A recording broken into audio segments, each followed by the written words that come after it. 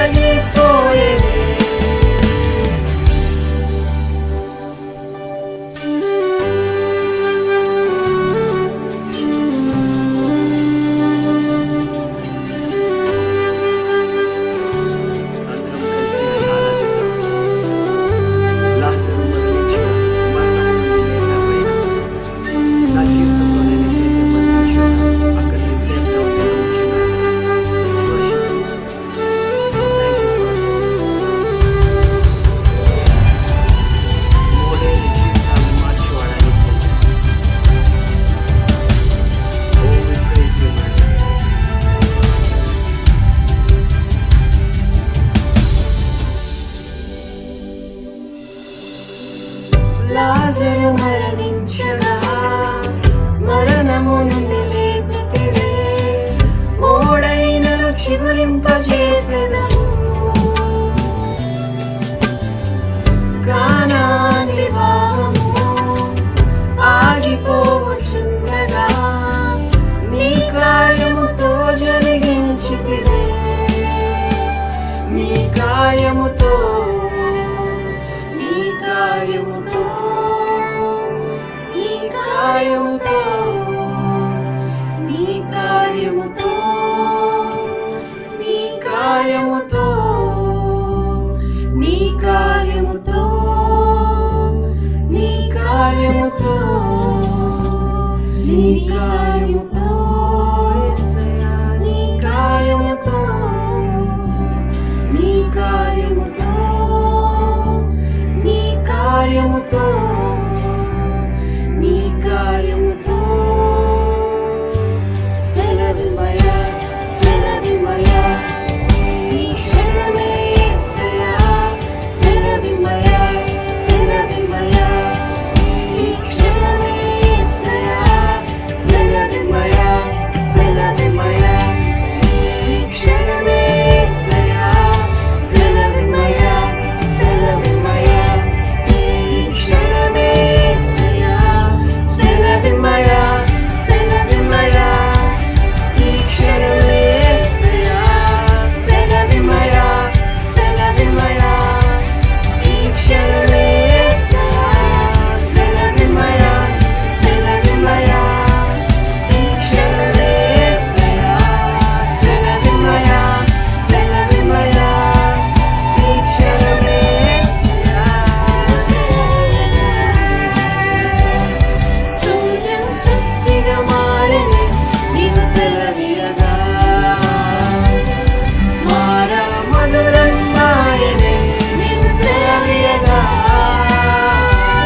దురాత్మలు పారిపోయెనే నీవు సెలవియగా,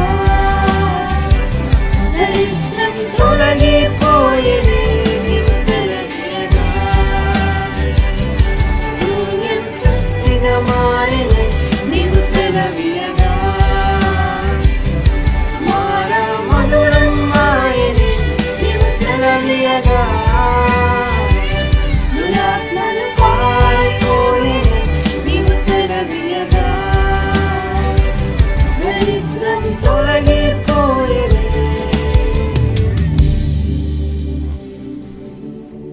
కార్యములు ఆశ్చర్యములు దేవా, నీ కార్యములు ఆశ్చర్యములు దేవా, నీ కార్యములు ఆశ్చర్యములు దేవా, నీ కార్యములు ఆశ్చర్యములు దేవా.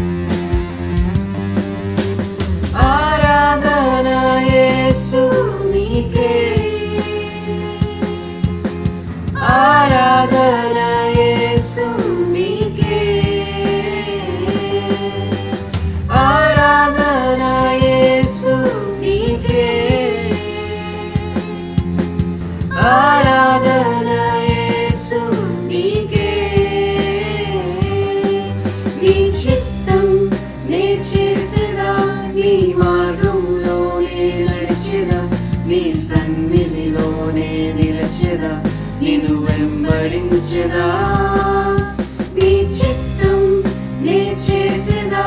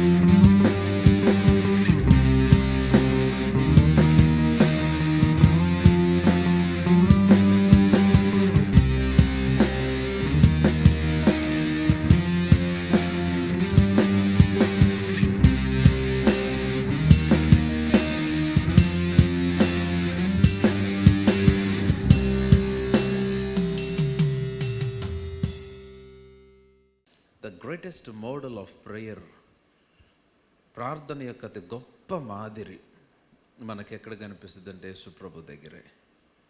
ఆయన ఏ విధముగా కొండ మీద ప్రార్థన చేసేవాడు, తండ్రితో సంభాషించేవాడు. సో ప్రార్థన number 1 is to establish A connection between God and man. మానవునికి దేవునికి మధ్య ఒక బలమైన సంబంధమును, సహవాసమును స్థిరపరచడానికి ప్రార్థనను వాడాలి. మన అవసరతల కోసం, మన పరిస్థితుల కోసం ప్రార్థన చేయకూడదు అనేది నా ఉద్దేశం కాదు. ఖచ్చితంగా మనకు కలిగిన ప్రతి అవసరత కొరకు దేవుని సన్నిధిలో ప్రార్థన చేయాలి, ప్రభువుని అడగాలి, ఆయన అనుగ్రహిస్తాడు. దానికంటే ప్రాముఖ్యంగా ప్రార్థన దేనికి మనం వాడాలంటే ఆయనతో సహవాసమును స్థిరపరచుకోవటానికి. ఎప్పుడైతే దేవునితో మనం కలిగిన సహవాసము బలముగా స్థిరపరచబడుతుందో అప్పుడు మన యొక్క ప్రార్థనలు చాలా చాలా సులువుగా మనకు జవాబు అనుగ్రహించబడుతుంది. 26వ అధ్యాయం యెషయా గ్రంథము, ఈ మాటలు నాకు చాలా ఇష్టం. 5వ వచనం నుండి చదువుదాం. 5, 6, 7, 8, 9, 10 వచనాలు. యెహోవా వాక్యమునకు భయపడువారలారా, ఆయన మాట వినుడి. మిమ్మును ద్వేషించుచు నా నామమును బట్టి మిమ్మును త్రోసివేయు మీ స్వజనులు మీ సంతోషము మాకు కనబడునట్లు యెహోవా మహిమనందునుగాక అని చెప్పుదురు, వారే సిగ్గునందుదురు. ఆలకించుడి, పట్టణంలో అల్లరి ధ్వని పుట్టుచున్నది, దేవాలయం నుండి శబ్దము వినబడుచున్నది. తన శత్రువులకు ప్రతీకారము చేయుచుండు యెహోవా శబ్దము వినబడుచున్నది. ప్రసవ వేదన పడకమునుపు ఆమె పిల్లను కనినది, నొప్పులు తగులక మునుపు మగపిల్లను కనినది. అట్టి వార్త ఎవరు వినియుండిరి? అట్టి సంగతులు ఎవరు చూచిరి? ఒక జనమును కనుటకు ఒకనాటి ప్రసవ వేదన చాలునా? ఒక్క నిమిషములోనే ఒక జనము జన్మించునా? సియోనునకు ప్రసవ వేదన కలుగగానే ఆమె బిడ్డలను కనెను. నేను ప్రసవ వేదన కలుగజేసి కనిపింపక మానెదనా అని యెహోవా అడుగుచున్నాడు. పుట్టించువాడునైనా నేను గర్భమును మూసెదనా అని నీ దేవుడు అడుగుచున్నాడు. చాలు. Father, we thank you for your word. మీరు మాకు అనుగ్రహిస్తున్న మాటలను బట్టి మీ కొందనములు. వినుబుద్ధును మాకు పుట్టించండి ప్రభువా. మీ మాటలు మాకు వినబడుచూ ఉండగా మా హృదయాలను నాయన సరిచేసుకొని ఆ వాక్యపు విత్తనము లోతుగా నాటబడినట్లు మా జీవితాలను మీకు అప్పగించుకుంటూ యేసు నామములో ప్రార్థిస్తున్నాను తండ్రి, ఆమేన్. ఈ మాటలు చదివితే చాలా ఆశ్చర్యంగా, యాక్చువల్గా ఈ వచనాలు ఒకదానితో ఒకటి కనెక్షన్ ఉన్నట్టుగా మనకు కనిపించదు. మీరు 5వ వచనము 6వ వచనము చూస్తే, పట్టణములో అల్లరి ధ్వని పుట్టుచున్నది, అయితే దేవాలయము నుండి శబ్దము వినబడుచున్నది. తన శత్రువులకు ప్రతీకారము చేయుచుండి యెహోవా శబ్దము వినబడుచున్నది. దేని గురించి ఇక్కడ ప్రవక్త మాట్లాడుచూ ఉన్నాడు? పట్టణములో పుట్టుచున్న అల్లరి ఏంటి? దేవాలయము నుండి వచ్చుచున్న శబ్దం ఏంటి? ఇప్పుడు పట్టణంలో జరుగుచున్న ఉగ్రత, లేకపోతే పట్టణంలో జరుగుచున్న ఆ భయంకర విపత్తుకరమైన పరిస్థితులు, పట్టణంలో దేవుని ప్రజలకు, సంఘమునకు వ్యతిరేకంగా లేచిన సమూహము, ఇవన్నీ ఉండగా there is coming a sound from the house of God, from the temple of God.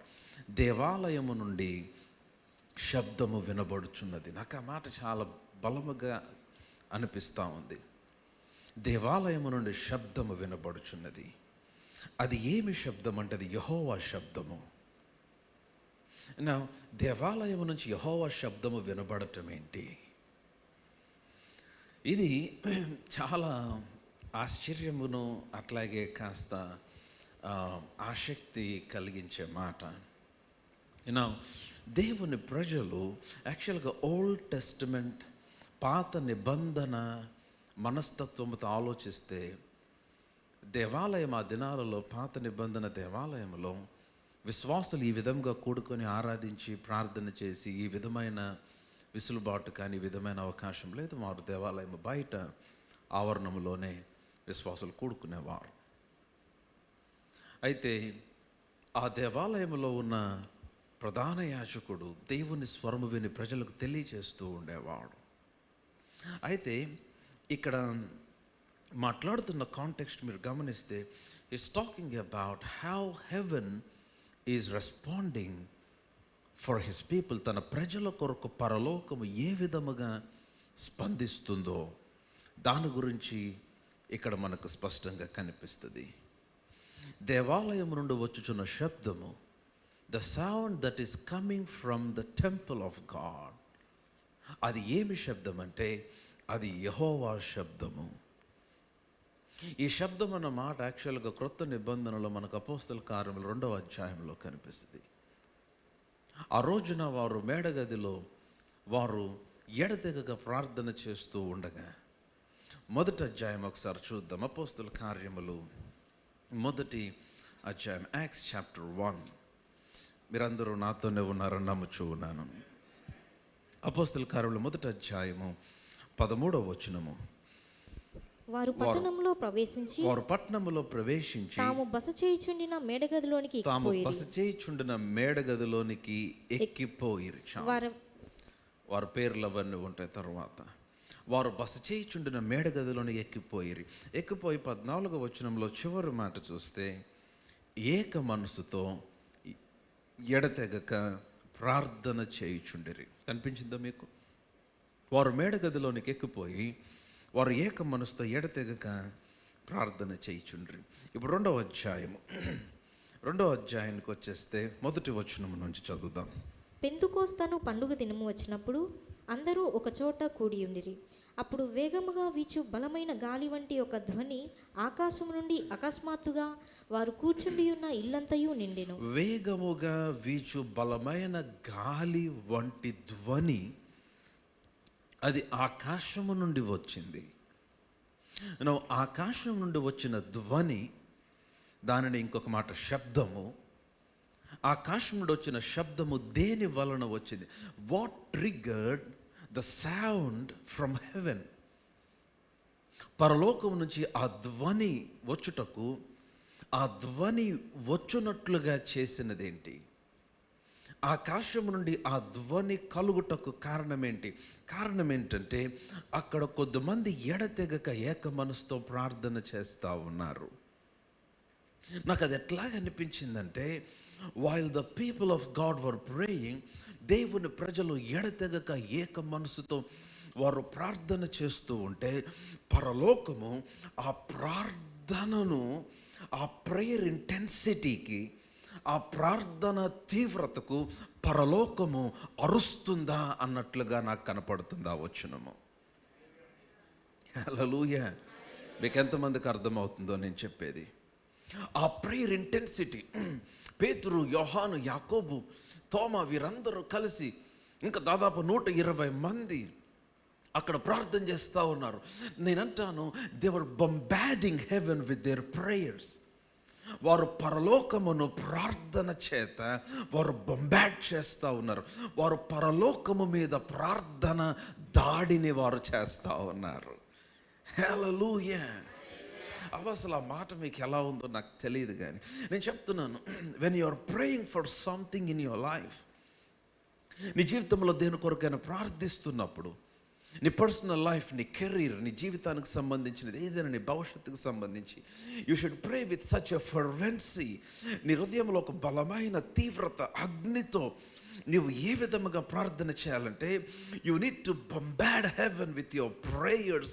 మీ ప్రార్థనల చేత పరలోకమునకు ఎడతెరిపి లేకుండా బాణములు విడుదల చేసినట్లుగా నీ ప్రార్థన విడుదల చేయబడాలి. హల్లెలూయా! ఆ ప్రార్థన ఇంటెన్సిటీకి, ఆ ప్రార్థన తీవ్రతకు వారు 10 రోజులు నిరవధిక అన్సీజింగ్ ప్రేయర్, ఎడతెగక అని తెలుగు బైబిల్లో రాయబడింది. ఎడతెగకుండా, బ్రేక్ లేకుండా వారు చేసిన ప్రార్థనకి heaven is screaming the answer. పరలోకము వారి జవాబును కేకవేస్తూ ఆ రోజున అక్కడ దాని ఆత్మను కృమ్మరిస్తూ ఉన్నాడు. హల్లెలూయా! ఏమైంది?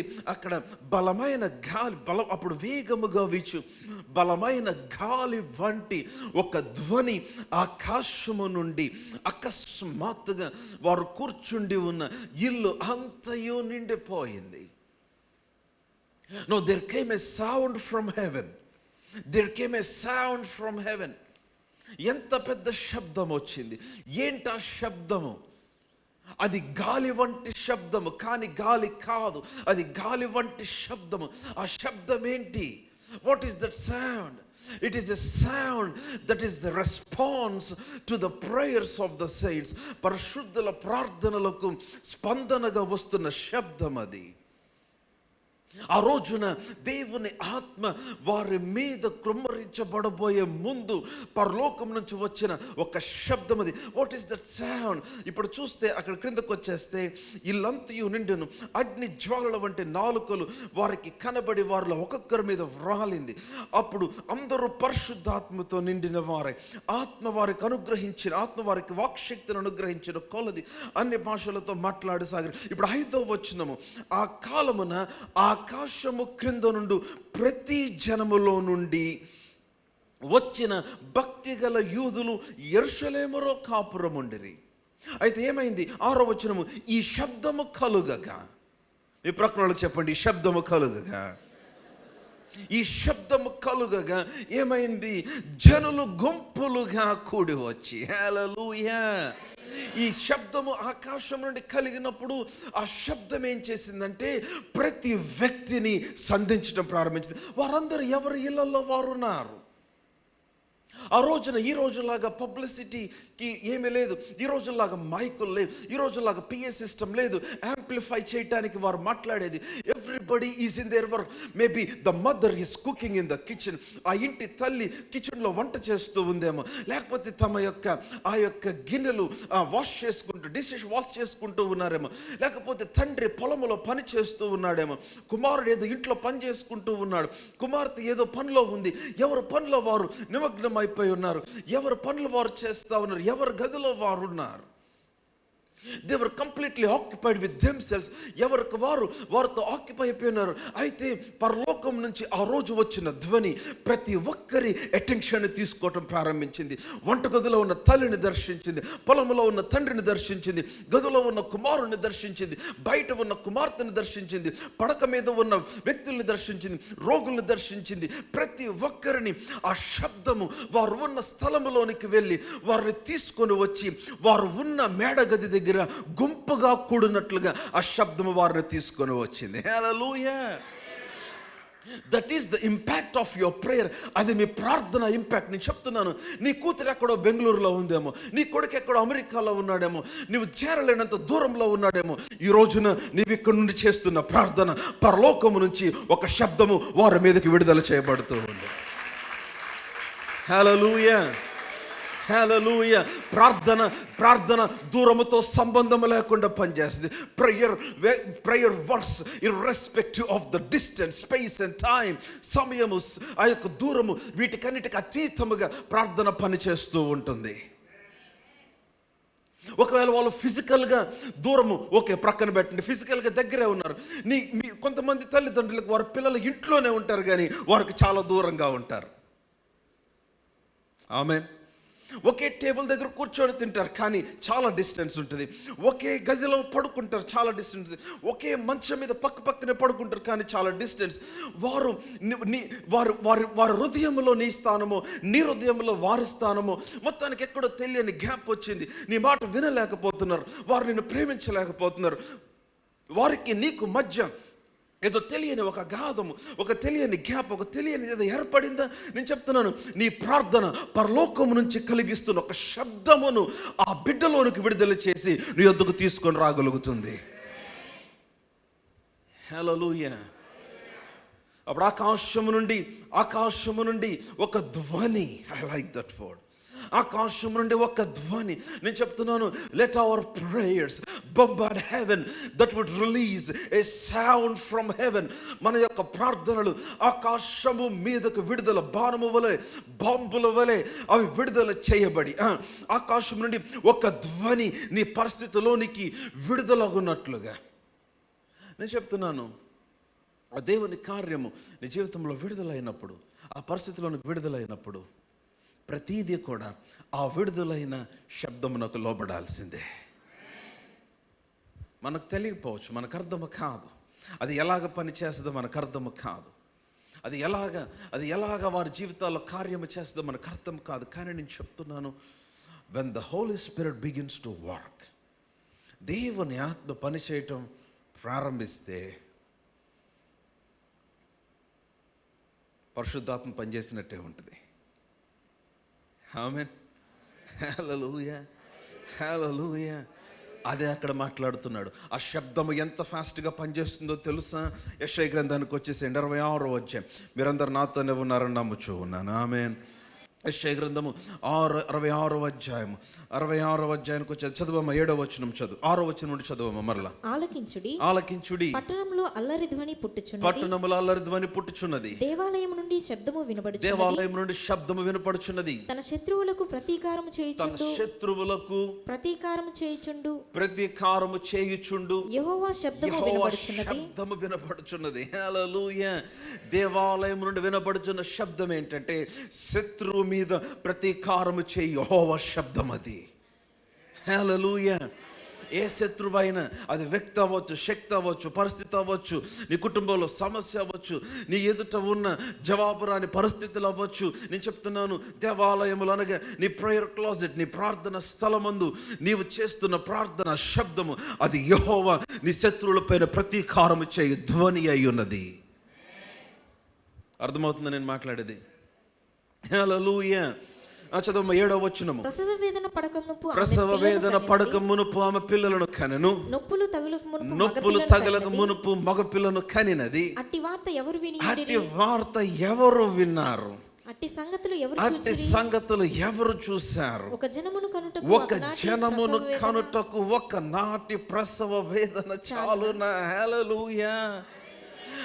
నా ఇక్కడ 2 విషయాలు మాట్లాడుతూ ఉన్నాడు ప్రవక్త. మొదటి విషయం ఏంటంటే, ఆ శబ్దము ఎలాగ పనిచేస్తుందంటే, నువ్వు అనుకోనని విధముగా, నువ్వు అనుకోని దానికంటే వేగముగా పనిచేస్తుంది. ఎంత వేగముగా పనిచేస్తుందంటే, ప్రసవ వేదన పడక మునిపే పిల్లలను కనున్నట్లుగా, నొప్పులు తగులకు మునిపే మగపిల్లను కనున్నట్లుగా. హల్లెలూయా. మీరు యెషయా గ్రంథం 64వ అధ్యాయం 24వ వచనంలో చూస్తే అక్కడ ఒక మాట కనిపిస్తుంది. 64:24 64 and 20 64 24 కాదు, 65:24 65:24 యెషయా 65:24. వారికి ఇలాగున జరుగును, వారు వేడుకొనుక మునుపు నేను ఉత్తరం ఇచ్చేదను, వారు మనవి చేయుచుండగా నేను ఆలకించేదను. హల్లెలూయా. అదే 66లో మాట్లాడుతున్నాడు. ఏమంటున్నాడు? ప్రసవ వేదన పడుక మునుపు ఆమె పిల్లలను కనెను, వారు వేడుకొనుపు మునిపే నేను ఉత్తరం ఇచ్చేస్తున్నాను. నొప్పులు తగలక మునిపే మగపిల్లను కనుచూ ఉన్నారు, వారు మొరపెట్టుచూ ఉండగా నేను ఆలకించుచూ ఉన్నాను. Hallelujah. That is one experience in prayer. ప్రార్థనలో ఒక అనుభవం అయితే, రెండో అనుభవం ఏమంటున్నాడంటే, ఒక జనము కనుటకు ఒకనాటి ప్రసవ వేదన చాలునా? ఒక జనం అంటే ఒక దేశం. అమ్మా, ఒక దేశాన్ని కనటానికి, నా మాట వినాలి, ఒక దేశమును కనటానికి ఒకరోజు ప్రసవ వేదన సరిపోతుందా? ప్రవక్త అడుగుతున్నాడు. ఒక దేశము అంటే ఒక జనము, not just one man, not just one women, ఒక వ్యక్తి కాదు, ఒక జనము.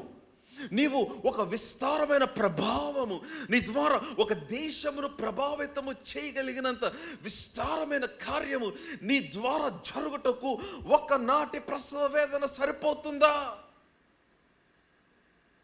ఒక నిమిషంలో ఒక జనము జన్మించునా? హల్లెలూయా. ఒక నిమిషంలో జనం పుడతారా? కుదిరే పనేనా? ప్రశ్న అడుగుతున్నాడు దేవుడు. ఒకనాటి ప్రసవ వేదనకు ఒక జనము కనటానికి అవుతుందా? ఒక నిమిషములో ఒక జనము జన్మించేస్తారా? అయితే ఆయన అంటున్నాడు జన్మిస్తారు. ఆయన అంటున్నాడు ప్రసవ వేదన. చూడండి, సియోనుకు ప్రసవ వేదన కలుగగానే, వావ్, చెప్దామా మాట, సియోనుకు ప్రసవ వేదన కలుగగానే. మీ ప్రక్కన వాళ్ళకి చెప్పండి, సియోనుకు ప్రసవ వేదన కలుగగానే. చెప్పారా? ఎవరు సియోను? ద చర్చ్, సంఘము, ద బిలీవర్, విశ్వాసి, నీవు నేనే. సియోనుకు ప్రసవ వేదన కలుగగానే ఆమె బిడ్డలను కనెను. కమ్ ఆన్, హల్లెలూయా. అయితే నాకు అర్థం కాని విషయం ఏంటంటే, ఈ ప్రవక్త ప్రసవ వేదన గురించి మాట్లాడాడు.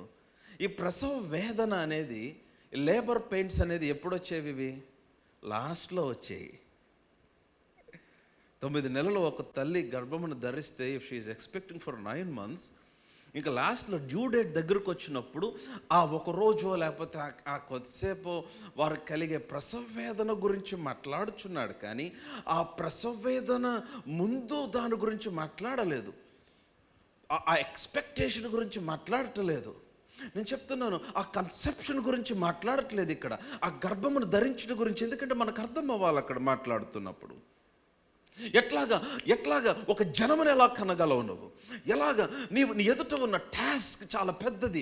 ఎలాగ ఒక జనమును ఒక నిమిషంలో ఎలా కనగలుగుతావు? నువ్వు ఒక క్షణంలో ఎట్లాగ నువ్వు జవాబు చూడగలుగుతావు? జస్ట్ ఎట్లాగ నువ్వు కార్యములు చూడగలవు? నీకు ప్రసవ వేదన కలుగగానే నీ జీవితంలో కార్యము జరుగుతుంది. నీకు ప్రసవ వేదన కలగగానే నువ్వు బిడ్డల్ని కనటం ప్రారంభిస్తావు. నేను సింప్లిఫై చేస్తున్నా. నీకు ప్రసవ వేదన కలగగానే you will begin to produce. నీవు కనటం ప్రారంభిస్తావు. నీవు హల్లెలూయా. అది బిడ్డలు అవ్వచ్చు, నీ జవాబు అవ్వచ్చు, నీ పరిస్థితిలో నుంచి విడుదల అవ్వచ్చు, ఏదైనా కానీ. What ever your believing for, the promise that your conceived with, నువ్వు ఏ వాగ్దానము చేతే గర్భమును ధరించున్నావో దానిని కనుటకు నీకు కావాల్సినది ఏంటంటే ఆ ప్రసవ వేదన. ఎక్కడి నుంచి వస్తుంది ఈ ప్రసవ వేదన అంటే? నీ ప్రసవ వేదన అంతా జరిగే స్థలం ఏదంటే నీ ప్రార్థనా స్థలమే. నేను చెప్తున్నాను, prayer is the labour room. నీ ప్రేయర్ క్లాజెట్, నీ ప్రార్థన గది ఏంటంటే నువ్వు ప్రసవ వేదన పడే స్థలం అది. ఆ ప్రార్థన సహవాసములో ఏమవుతుందంటే దేవుడు నీకు ఇచ్చిన వాగ్దానము చేత నీవు గర్భమును ధరిస్తావు. When God releases his seed which is the word, ఆయన తన బీజమును నీలోనికి విడుదల చేసినప్పుడు, అనగా ఆయన వాగ్దానము నీలోనికి విడుదల చేసినప్పుడు, ఆ రహస్య స్థలములో నీవు ఆయనతో ఉన్నప్పుడు, ఒంటరిగా ఉన్నప్పుడు, ఆయన బీజము నీలోనికి విడుదలైనప్పుడు, ఆ వాక్య బీజము నీలోనికి విడుదలైనప్పుడు, ఆ వాగ్దాన బీజము నీలోనికి విడుదలైనప్పుడు, ఆ వాగ్దాన బీజమును రహస్యముగా నీ కడుపులను దాచుకొని నీ గర్భమందు దాన్ని భద్రపరుస్తూ ఉండగా, నేను చెప్తున్నాను, దేర్ కమ్స్ ఏ టైం, ఒక రోజున వస్తుంది నీకు ప్రసవ వేదన కలిగే రోజు వస్తుంది. ఆ ప్రార్థనలో ప్రసవ వేదన కలిగే రోజు వస్తుంది. దేవుని ఆత్మ దానిలో నడిపించడం ప్రారంభిస్తాడు. నీవు ఆ విత్తనమును కాచుకున్నప్పుడు, ఆ బీజమును కాచుకున్నప్పుడు, ఆ వాగ్దానమును కాచుకున్నప్పుడు, దేవుడికి ఇచ్చిన మాటను కాచుకున్నప్పుడు నీకు ప్రసవ వేదన కలిగే ఒక క్షణం వస్తుంది. నేను చెప్తున్నాను, ఆ ప్రసవ వేదన కలుగగానే నీవు దానికి సంబంధించినది నీ ద్వారా కలగటం ప్రారంభమవుతుంది. అందరూ జవాబుల కోసం భయపడతా ఉంటే, అందరూ జవాబుల కోసం ఎదురు చూస్తూ ఉంటే, నీలో నుంచి జవాబులు ఒక జనము కనినట్లుగా నువ్వు కంటూ ఉంటావు. హల్లెలూయా, హల్లెలూయా. ఒక క్షణములో ఒక జనము కరుణ, ఒక క్షణములో దేవుడు తన యొక్క బీజమును, తన యొక్క వాక్యమును మనకు అనుగ్రహించగమ్మా. నేను చెప్తున్నాను, ఎనీథింగ్ ఒక నిమిషంలో ఒక జనము గురించి మాట్లాడుతున్నాడంటే ఆయన ఏమంటున్నాడంటే, నీ శక్తికి మించినది, నీ సామర్థ్యమునకు మించినది, నువ్వెదురు చూస్తున్నది, నీ టాస్క్ అది చాలా పెద్దది, అది ఏదో నాకు తెలియదు. నేను చెప్తున్నాను, ఆయన జస్ట్ అట్లాగా నీ జీవితంలో చేసేయగలుగుతాడు. ఆమేన్, హల్లెలూయా, హల్లెలూయా, హల్లెలూయా. దైవండి భక్త్ సింగ్ గారు చాలా ప్రార్థనాపరుడు. ఆయన హోలీ కాన్వకేషన్స్ పెట్టేవారు. మీరు వినుంటారు, పరిశుద్ధ సమాజ కూడికలని పెట్టేవారు. హైదరాబాద్లో హెర్మోన్ 2 ప్రాంతాలు ఉంటాయి. హెబ్రోన్ క్యాంపస్లో చర్చ్ ఉంటుంది, హెర్మోన్ ఎదురుగానే హెర్మోన్ అని ఒక ఓపెన్ గ్రౌండ్ ఉంటుంది. ఆ గ్రౌండ్లో హోలీ కాన్వకేషన్స్ జరిగితే భారతదేశం నలుమూలల నుండి ప్రజలు వచ్చేవారు. ఆ రోజుల్లో 5-6 వేల మంది అంటే మామూలు విషయం కాదు, ఎప్పుడో సంగతి ఇది. 5-6 వేల మంది ప్రజలు ఆ రోజుల్లోనే వచ్చేవారు. 3 ట్రాన్స్లేషన్లు ఉండేవి. ఆయన ఇంగ్లీష్లో చెప్తే భక్త్ సింగ్ గారు పక్కన తెలుగు, హిందీ, తమిళ్ 3 ట్రాన్స్లేషన్స్. తమిళనాడు నుంచి వచ్చేవారు హిందీ ప్రజలు, మన భారతదేశంలో ఎక్కువ శాతం హిందీ మాడతారు. ఆ తర్వాత తెలుగు ప్రజలు, మన తెలుగు వారి కోసం 3 ట్రాన్స్లేషన్లు ఉండేవి, చాలా స్పీడ్గా. నేను ఆ టైంలో ప్రత్యక్షంగా చూడలేదు, కానీ ఆ హోలీ కాన్వకేషన్స్లో ఆయన చెప్పిన వర్తమానాలు చాలా ఆడియో మెసేజ్ నేను విన్నాను. చాలా స్పీడ్గా మాడుతూ ఉంటారు ఆయన ఇంగ్లీష్లో మాడుతూ ఉంటే 3 ట్రాన్స్లేషన్లు. ఒక రోజున ఆయన దగ్గరుండే ఆ పరిచారకులు ఇప్పుడు మనం అషర్స్ అంటున్నాం, మినిస్ట్రీ టీం. ఎవరంటే చాలా చాలా పెద్ద పెద్దవారు అక్కడ దేవుని మందిరంలో పనిచేయడానికి సమర్పించుకొని వచ్చేవారు. ఆ రోజుల్లో పనిచేస్తున్న ఒక కలెక్టర్ ఆ వారం రోజులు అతను కంప్లీట్గా సెలవు పెట్టేసి వచ్చి అక్కడ ఆ ఫుడ్ సెక్షన్ అంతటికి ఇన్ఛార్జిగా పనిచేసేవాడు. అక్కడ హాస్పిటల్లో ఉన్న, గాంధీ హాస్పిటల్లో ఉన్న సీనియర్ కార్డియాలజిస్ట్ వచ్చి అక్కడ తలకి పాగా కట్టుకొని వంట చేస్తూ ఉండేవాడంట. ఇట్లా పెద్ద పెద్ద వారందరూ వచ్చి అన్ని రకాల వారి స్థాయి స్తోమత అంతా మర్చిపోయి దేవుని మందిరంలో కలిసి పనిచేస్తూ ఉండేవారు. అయితే ఆ కాన్వకేషన్స్లో ఒక రోజున వారికి ఆహారమునకు బియ్యం అయిపోయినాయి. బియ్యం అయిపోతే ఆ హెడ్ కుక్ వచ్చి బక్సింగ్ గారి దగ్గర రూమ్ దగ్గరికి వచ్చి ఆయన ప్రార్థనలో ఉన్నారు. ఈవినింగ్ మీటింగ్ స్టార్ట్ అవుతుంది. ఆయన వచ్చి యాక్చువల్గా ఆయన గదికి ఎవరంత ధైర్యం చేసి రారు, కానీ వచ్చి బయట ఉన్న బ్రదర్ని అడుగుతారు, I want to see brother బక్సింగ్.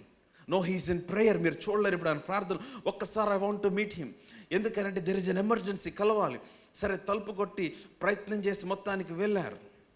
వెళ్తే అని చెప్పారు, ఈ రాత్రి మనకి కాన్వకేషన్ అయిన తర్వాత, ఎందుకంటే అందరూ అక్కడే భోజనం చేసేవారు, మనకి అసలు బియ్యం కొంచెం కూడా లేవండి, కనీసం ఒక కేజీ రైస్ కూడా లేదు మనకి ఈ రోజున. ఎట్లాగా అంటే ఆయన అన్నాడంట, go and begin to cook, the lord shall provide. మీరు వెళ్ళి వంట చేయటం ప్రారంభించండి, దేవుడు సమకూరుస్తాడని ప్రార్థనలోకి వెళ్ళిపోయాడంట. హల్లెలూయా. అంటే ఈయనకు అర్థం కాల, ఈయన go and begin to cook అన్నాడు. దేంతో బిగిన్ చేయాలా? అసలు వండటానికి బియ్యం లేవు కదా. అంటే అక్కడికి వచ్చి ఆ వంటశాల దగ్గరకు వచ్చి ఆయనతో పాటు పరిచర్య చేస్తుంది మిగిలిన పరిచారకులతో దగ్గరికి వచ్చేసరికి, చెప్పావా అన్నకు, చెప్పావా బ్రదర్కి చెప్పావా అంటే చెప్పాను. ఏమన్నారంటే, go and begin to cook, the lord shall provide అన్నాడు. అవునా? ఓకే, మరి ఎట్లాగా, మరి ఏం బిగిన్ చేద్దాం? సరే, స్లోగా స్టార్ట్ చేద్దాం. వాళ్ళు మాట్లాడుకుంటున్నారు. ముందు పొయ్యి సెట్ చేద్దాం, ఆ తర్వాత దానిపైన పాత్ర సెట్ చేద్దాం, దాంట్లో నీళ్లు పోద్దాం, అవి మరగనిద్దాం. ఈలోపు మరి ఆయన చెప్పారు కదా, దైవజనుడు చెప్పినట్లుగా మనం చేద్దాం. సో వారు ఇట్లాగే చేస్తూ ఉన్నారు. వారు పొయ్యి సెట్ చేశారు.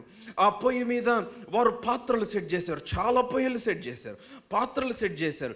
వాటిలో నీళ్లు పోసారు. ఆ పొయ్యికి నిప్పంటిచ్చారు. ఆ నీళ్లు మరుగుతూ ఉన్నాయి. ఆ మరుగుతున్న నీళ్లు దాదాపు సగానికి వచ్చేసినాయి, కానీ బియ్యం రాలా. వీరికి టెన్షన్, మీటింగ్ టైం అయిపోయింది, ఇంకా స్టార్ట్ అయిపోతుంది మీటింగ్. ఎందుకంటే వీరు వంట ముగించుకొని వచ్చి మీటింగ్లో కూర్చోవాలి. మీటింగ్ టైంలో వీరు వంట దగ్గర కూర్చోవటానికి వీల్లేదు మరలా.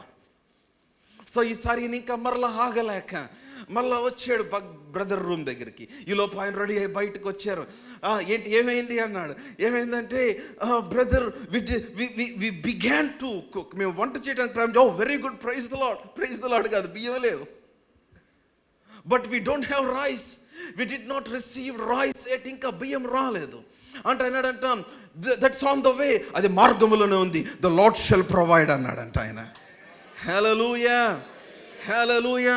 ఈయన ఇంకా ఆ గది దగ్గర ఉండగానే, ఆ గదిలో నుంచి బయటకు వస్తుండగానే, ఇంకా వారిద్దరి మధ్య సంభాషణ జరుగుతూ ఉండగానే 4 లారీలు వచ్చి హెర్మోన్ క్యాంపస్ దగ్గర ఆగినాయంట.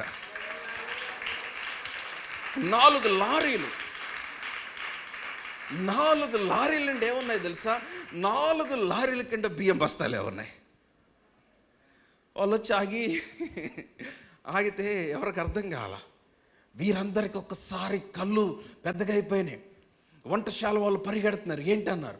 ఏంటంటే, ఇక్కడ జరుగుతున్న కూటాలకి బియ్యం వచ్చినాయి. అవునా? వీళ్ళు ముందు ఎవరు పంపించారు అడగకుండా ముందు రానియండి అన్నారు లోపలికి, ఎందుకంటే కావాలి కదా. ఈలోపు ఈయన హెడ్ కుక్ వచ్చారు, పరిగెత్తుకుంటూ బయటకు వచ్చారు. బయటకు వచ్చి ఎవరో వచ్చి చెప్తే చూశారు. ఏంటి ఇవన్నీ అంటే, 4 లారీలు బియ్యం వచ్చినాయి. 4 లారీలు సార్. ఈలోపు ఆయన చెప్పాడు, brother boxing, brother the lord has provided, దేవుడు సమకూర్చాడు. చెప్పాను కదా నేను, ఆయన సమకూరుస్తాడని. కానీ ఆ వ్యక్తి ద్వారా ఆ దినాలలో కనుపరచబడిన దేవుని ఆత్మశక్తికి ఆ రోజుల్లో ఉన్న పాలకులందరూ కూడా, వారందరూ చాలా భయంకరంగా, ఆ రోజుల్లో ఆయన ఫస్ట్ హైదరాబాద్ వచ్చినప్పుడు, అప్పుడు నిజామ్స్ పరిపాలన అక్కడంతా కూడా. వారు ఆ రోజుల్లో ఉన్న రాజు తన అంతఃపురాన్ని ఇచ్చేస్తాడు బక్సింగ్ గారు కూటాలు పెట్టుకోవటానికి, ఎక్కడ స్థలం లేనప్పుడు. వారికి అసలు ఏమి, అందరు టెన్షన్ పడుతున్నారు. మీటింగ్ స్టార్ట్ అయిపోతుంది, 1000 మంది జనం వచ్చారు, వీళ్ళందరికీ ఎక్కడికి భోజనం పంపిస్తాం అని ఆలోచిస్తామంటే 4 లారీలు బియ్యం ఎక్కడి నుండి వచ్చింది? అమ్మ నీకు తెలియదు, నీ ప్రార్థన పరలోకమునకు వెళ్ళి ఆ శబ్దం ఆకాశం నుండి వచ్చి ఎవరిని కదిలిస్తుందో నీకు తెలియదు. నీ జవాబును మాత్రం నీ వద్దకు తీసుకొని వస్తుంది. హల్లెలూయా. ఎవరిని కదిలించాలో వారిని కదిలిస్తుంది, ఎవరితో పని అవుతుందో వారిని యొద్దకు తీసుకొని వస్తుంది. ఏ ద్వారమును తెరవాలో ఆ ద్వారమును తెరుస్తాడు. ఆయన ఎలాగ కార్యం చేయాలో ఆయనకి బాగుగా ఎరుగును ఆయన. హల్లెలూయా, హల్లెలూయా. ఒక నిమిషంలో ఒక జనము జన్మించున. Is it possible for a nation to be born just in a split second or a minute? ఒక నిమిషంలో అది సాధ్యమే. ఎప్పుడంటే సియోనుకు ప్రసవ వేదన కలుగగానే బిడ్డలను కనెను. ఈ రోజున you need to go to that place. ఆ స్థలమునకు వెళ్ళాలి. ఏ స్థలము? ప్రసవ వేదన పడే స్థలం. ఎక్కడి నుంచి కలుగుతుంది ఆ ప్రసవ వేదన? ఆ ప్రార్థన స్థలములోనే. యాజ్ యు గ్రోన్, అందుకని అన్నాడు మీరు యుక్తముగా ఎలాగ ప్రార్థన చేయవలనో తెలియదు. ఆత్మ తానే మీ పక్షముగా ఉచ్చరింప సఖ్యముగాను మూలుగులు. ఏంటది? It's a groaning. అది వేదన. నీ ఆత్మతో కలిసి ప్రార్థిస్తూ ఉండగా ఆ ప్రసవ వేదన నీలో కలుగుతూ ఉండగా దేవుడు నీ ద్వారా పని చేస్తూ ఉండగా నేను చెప్తున్నాను, నీవు దేని కొరకైతే నమ్ముచున్నావో, దేవుడు ఏదైతే నీకు వాగ్దానం చేశాడో అది నీ జీవితంలో నెరవేర్చబడుతుంది ఉంది. హల్లెలూయా అని అన్నాడు 9వ వచనములో. నేను ప్రసవ వేదన కలుగజేసి కనిపింపక మానేదనా అని యెహోవా. నీకు ప్రసవ వేదన కలిగితే, నువ్వు ప్రసవ వేదన కలిగిన తర్వాత నువ్వు కనిపింపకుండా నేను మానేదనా అని యెహోవా అడుగుచున్నాడు. అంటే ఆయన అంటున్నాడు, there is a surety for your answer. నీ జవాబుకు ఒక నిర్ధారణ, ఒక ష్యూరిటీ ఏంటంటే నీకు ప్రసవ వేదన కలిగితే నిశ్చయంగా నీవు కంటావు. నువ్వు ప్రసవ వేదన కలిగితే నిశ్చయంగా నీ జవాబును చూస్తావు నీవు. హల్లెలూయా. నేను ప్రసవ వేదన కలిగించి కనిపింపక మానేదనా అని యెహోవా అడుగుచున్నాడు. పుట్టించువాడనైన నేను గర్భమును మూసెదనా. పుట్టించువాడనైన నేను గర్భమును మూసేదనా అని నీ దేవుడు అడుగుచూ ఉన్నాడు. హల్లెలూయా. Come on, hallelujah. ఈ రోజున మీరేం అడగాలో తెలుసా? Lord, I want to give my womb for your purpose to be birthed through me. నా ద్వారా నీ ఉద్దేశము కనునట్లుగా నా గర్భమును నీకు అప్పగించుకొనుచున్నాను. నీవు చెప్పాలి ఈ రోజున. నీ ప్రార్థన అదే అయి ఉండాలి. ఆ రోజున ఆయన ఈ భూమి మీదకి రావటానికి ఒక గర్భము కొరకే వెతికాడు. He was searching for a womb and he found an young lady. ఒక యవ్వన స్త్రీ కనిపించింది. ఆమె పేరు మరియ దగ్గరకు వచ్చి దేవదూత అడిగాడు, may I borrow your womb, నీ గర్భమును ఇస్తావా అని అడిగాడు. హల్లెలూయా, హల్లెలూయా. అమ్మా నేను చెప్తున్నాను, ఈరోజు అడగాలి, lord here am I, this is my life, here is my life, here is my heart. నా హృదయము, నా జీవితము, నా గర్భమును నీకు ఇస్తున్నాను. బర్త్ యువర్ పర్పస్ త్రూ మీ. నీ ఉద్దేశము నా ద్వారా నీవు కనునాయన. ఆయన నీకు ప్రసవ వేదన కలిగించి కనిపింపకుండా మానడు. బిడ్డలను కలుగు చేయవాడు, నీ గర్భమును మూయాడు. కమాన్. నీకు ప్రసవ వేదన కలుగగానే నీవు బిడ్డలను కనటం ప్రారంభిస్తావు. హల్లెలూయా. అమ్మా నేను చెప్తున్నాను, అట్టి అనుభవంలోనికి నీవు రావాలి. నేను చెప్తున్నాను, don't worry when you don't see immediate answer. వెంటనే నీ ప్రార్థనకు జవాబు చూడకపోతే నువ్వు దిగులు పడాల్సిన పని లేదు. వెంటనే నీ ప్రార్థనకు నీ ఏమి కదులుతున్నట్టుగా నీకు అనిపించకపోతే దిగులు పడాల్సిన అవసరం లేదు. Bombard heaven with your prayers. పరలోకము నీ ప్రార్థనల చేత నీవు కదిలిస్తూనే ఉండాలి. Move the throne of God with your prayers. నీ ప్రార్థన చేత దేవుని సింహాసనం కదిలిస్తూనే ఉండాలి. నేను చెప్తున్నాను, నువ్వు ప్రార్థిస్తూ ఉండగా కొన్నిసార్లు నువ్వు దేని కొరకైతే ప్రార్థిస్తున్నావు ఆ పరిస్థితి మరింత కఠినం అవ్వచ్చు నీ జీవితంలో. Don't worry. అది కఠినం అవుతుంది అంటే అర్థం ఏంటంటే దేవుడు నీ విశ్వాస పరిమాణమును పెంచుతున్నాడు అని అర్థం. You should understand that. అది కఠినం అవుతుందంటే అర్థం ఏంటంటే దేవుడు నీ జీవితంలో కనపరిచే మహిమ పరిమాణమును పెంచుతున్నాడు అని అర్థం. హల్లెలూయా. అది కఠినం అవుతుంది అంటే అర్థం ఏంటంటే ఆయన నిన్ను మరింతగా ఆ పరిస్థితి ఎదుట గొప్ప చేయబోతున్నాడు అని అర్థము. హల్లెలూయా. Seriously, don't be moved or don't be discouraged when you don't see immediate answers. వెంటనే జవాబు చూడకపోతే, వెంటనే నీ ప్రార్థనకి ఏవి కదలనట్టుగా అనిపించకపోతే నువ్వు దిగులు పడొద్దు. నేను చెప్తున్నాను, your prayers will surely be answered. మీ ప్రార్థనలు నిశ్చయముగా దేవుడి జవాబు అనుగ్రహిస్తాడు. హల్లెలూయా, హల్లెలూయా. I want to talk about Moses. మోషే గురించి నాకు బాగా జ్ఞాపకం వస్తూ ఉన్నాడు. మోషే నిర్గమకాండము 3వ అధ్యాయం మనకు తెలుసు. దేవుడు ఏ విధముగా మోషేని ఏ విధముగా పిలిచి దేవుడు అతన్ని పరిచర్యకు పంపించాడో మీకు తెలుసు. ఏ విధముగా ఇశ్రాయేలీయులను విడిపించడానికి మోషేని పంపించాడో మనం చూసాం. 3వ అధ్యాయము 1వ వచనం నుండి చదువుదాం. మోషే మిద్యాను యాజకుడైన యిత్రో అను తన మామ మందను మేపుచు ఆ మందను అరణ్యము అవతలకు తొలుకొని దేవుని పర్వతమైన హోరేబుకు వచ్చెను. ఒక పొద నడిమిని అగ్నిజ్వాలలో యెహోవా దూత అతనికి ప్రత్యక్షమాయెను.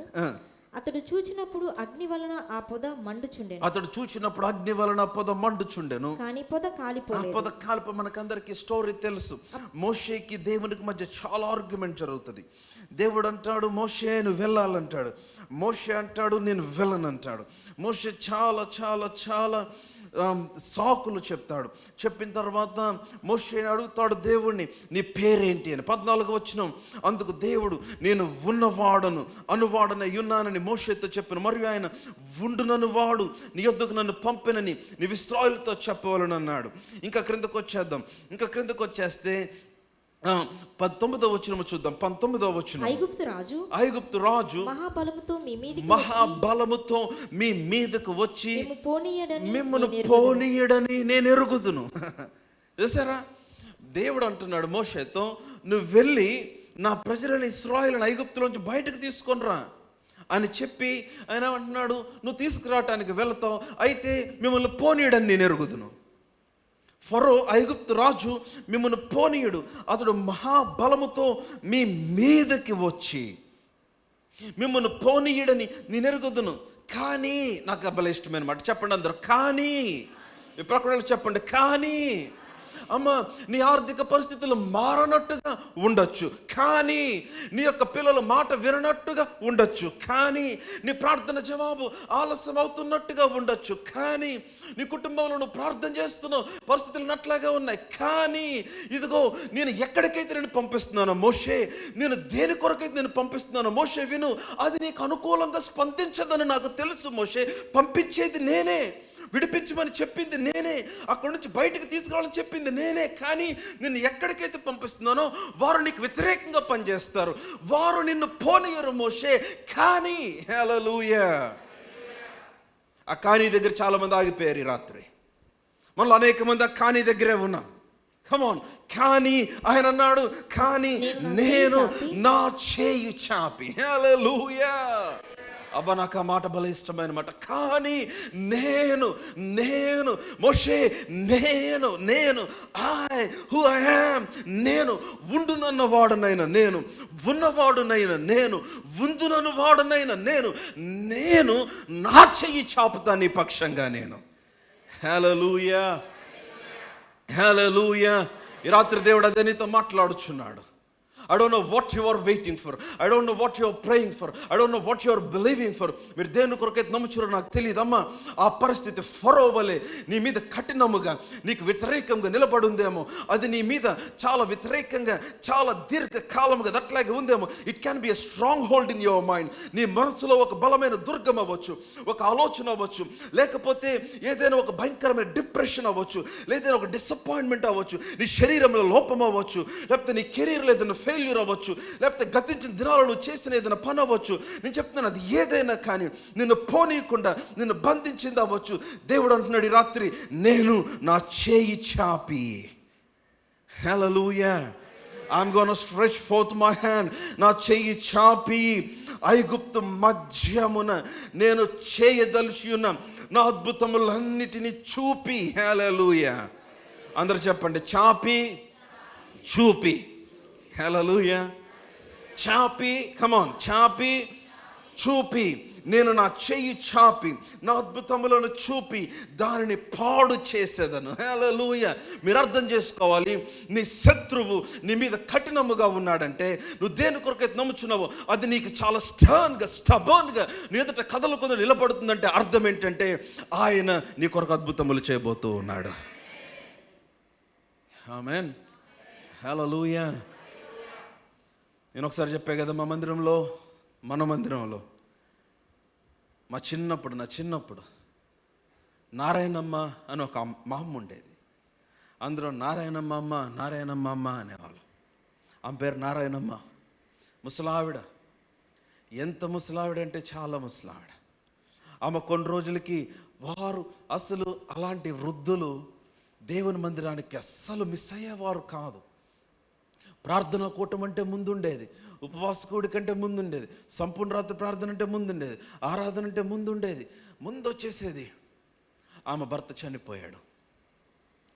మా తాతయ్య దగ్గరుండి ఇల్లు కట్టించాడు. ఆయన చనిపోయాడు. ఆయన రైల్వేలో పనిచేసేవాడు. ఆయన చనిపోయాడు. ఆ కొడుకు ఏమే ఉండేవారు. కానీ ఆ కొడుకు ఏమని చూడకుండా ఏమని సరిగ్గా పట్టించుకునేవాడు కాదు. పట్టించుకోవటమే కాదు, ఆమెను చాలా బాధ పెట్టేవాడు, చాలా హింసించేవాడు. విపరీతమైన తాగుబోతు. అసలు ఎంత త్రాగుబోతు అంటే మంచినీళ్ళు కూడా తాగడం, అంత తాగుబోతు. కళ్ళు ఎర్రగుండే, కళ్ళు ఇంత లావైపోయి ఎర్రగుండే. విపరీతమైన తాగుబోతు. అసలు మామూలు తాగుబోతు కాదు. నేను విపరీతమన్నానంటే చూడండి.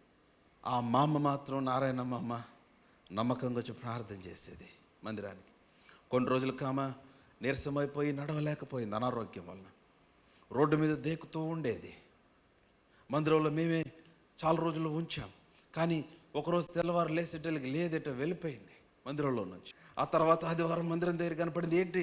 ఏంటి మా అమ్మ వచ్చేసావంటే, బాబుని చూడాలయ్యా. ఏ బాబు? ఈ బాబే. ఆ బాబు పేరు రత్నం, వివి రత్నం. సీరియస్గా అతని పేరు రత్నం.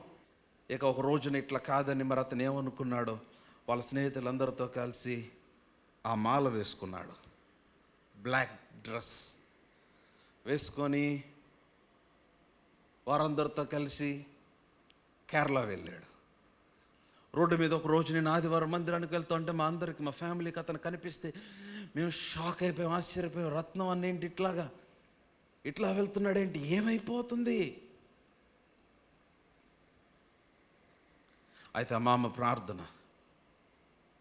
అసలు ఎవ్వరూ కూడా ఆ రత్నం బ్రతుకుతాడని అనుకోవాలి. అతని త్రాగుడికి ఈ నారాయణమ్మ ప్రార్థన.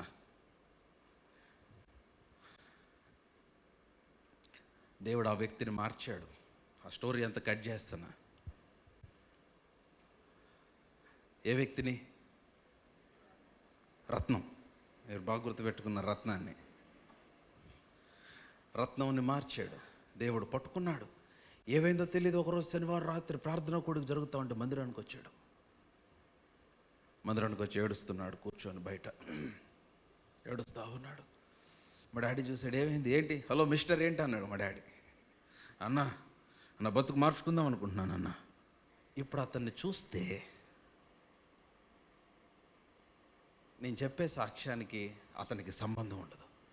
అసలు ఎంత కంప్లీట్, అసలు 180 degrees చేంజ్. అసలు కంప్లీట్గా లైఫ్ అంతా రివర్స్ అయిపోయింది. అతని జీవితం మారిపోయింది. అసలు త్రాగుడికి బానిసలైపోయిన వాళ్ళంత తేలిక దాన్ని వదిలిపెట్టడం కష్టం.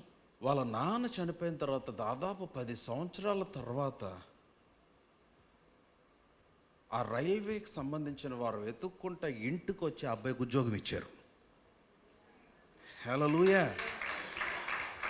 అసలు ఉద్యోగం వచ్చే అవకాశం లేదు. అందులో ఈ తాగుబోతుకి ఎవరు ఉద్యోగం ఇస్తారన్నట్టుగా ఉంది. వెతుక్కుంటే ఇంటికి వచ్చి అడ్రస్ వెతుక్కుంటే వాళ్ళ అమ్మ ఎప్పుడనేది, బాబుకు ఉద్యోగం వస్తుంది, బాబుకు ఉద్యోగం వస్తుంది, బాబుకు అందరు విసిగిపోయారు మందిరాలు ఆ మాటని. నారాయణమ్మ వచ్చిందంటే బాబుకు ఉద్యోగం, బాబుకు ఉద్యోగం, ఇదే మాట ఆమె నోట్లో. లేదంటే బాబుకు పెళ్ళి, అసలు అతనికి పిల్లనిచ్చే వాళ్ళే దొరకంటే చాలా కష్టం అనుకున్నారు. సీరియస్లీ. రైల్వే ఉద్యోగం వచ్చింది. ఉద్యోగం రావటం తర్వాత ఆ ఉద్యోగం రాకముందే యాక్చువల్గా అక్కడ చిన్నప్పటి నుంచి అతను చూసిన వారే, అతను అంత భయంకరంగా చెడిపోవటం చూసిన వారే, అతను మారిన తర్వాత ఆ తండ్రి వచ్చి వాళ్ళ కూతురు నుంచి పెళ్లి చేశాడు అతనికి. హల్లెలూయా. అది ఎంత ఆశ్చర్యం అంటే చెప్పలేం. అసలు అతనికి పెళ్ళి వద్దని ఎవరు అనుకోలా. చాలా పెద్ద అద్భుత సాక్ష్యం అవుతుంది. తర్వాత దేవుడు వాడుకోవటం స్టార్ట్ చేశాడు. ఇప్పుడు అక్కడ మెయిన్ చర్చ్లో యాక్టివ్ బిలీవర్ కాదు, పరిచర్యకి వెళ్తాడు. మా అనుబంధ సంఘాలకి మా డాడీ పరిచర్యకి పంపిస్తుంటే పరిచర్యకి వెళ్తూ ఉంటాడు. ఫోన్ చేస్తుంటే అప్పుడప్పుడు, బాబు మమ్మల్ని మర్చిపోయారు, విజయవాడ రావట్లేదని. అయ్యా మీరే మా తండ్రి, నాన్నగారే మా తండ్రి, ఎక్కడికి వెళ్తా. ఇప్పుడు అతను ప్రార్థన చేస్తే, మోకరించి మందిరంలో ప్రార్థన చేస్తే గంట తక్కువ ప్రార్థన చేయడు. అతను ప్రార్థన చేస్తూ ఉంటే విపరీతంగా దేవుని ఆత్మశక్తి చేత ప్రజలు తాకబడుతుంటారు. అనేక మంది. ఇప్పుడు అతను ఎంతమందిని క్రీస్తు కొరకు సంపాదిస్తున్నాడో తెలుసా? ఎలాగ జరిగింది? ఒక వృద్ధురాలు, ఒక వెధవరాలు, ఆమె నడవలేక రోడ్డు మీద దేకుతూ, తిండి లేక విడిచిపెట్టబడి, ఆమె ఇంట్లో ఉండక బయట తిరుగుతూ అందరి చేత విసర్జించబడిన ఆమె తన ప్రార్థనల చేత పరలోకము మీద దాడి చేసింది. హల్లెలూయా, హల్లెలూయా, హల్లెలూయా. She bombarded heaven and there came a sound from heaven. పరలోకము నుంచి ఒక శబ్దము వచ్చింది.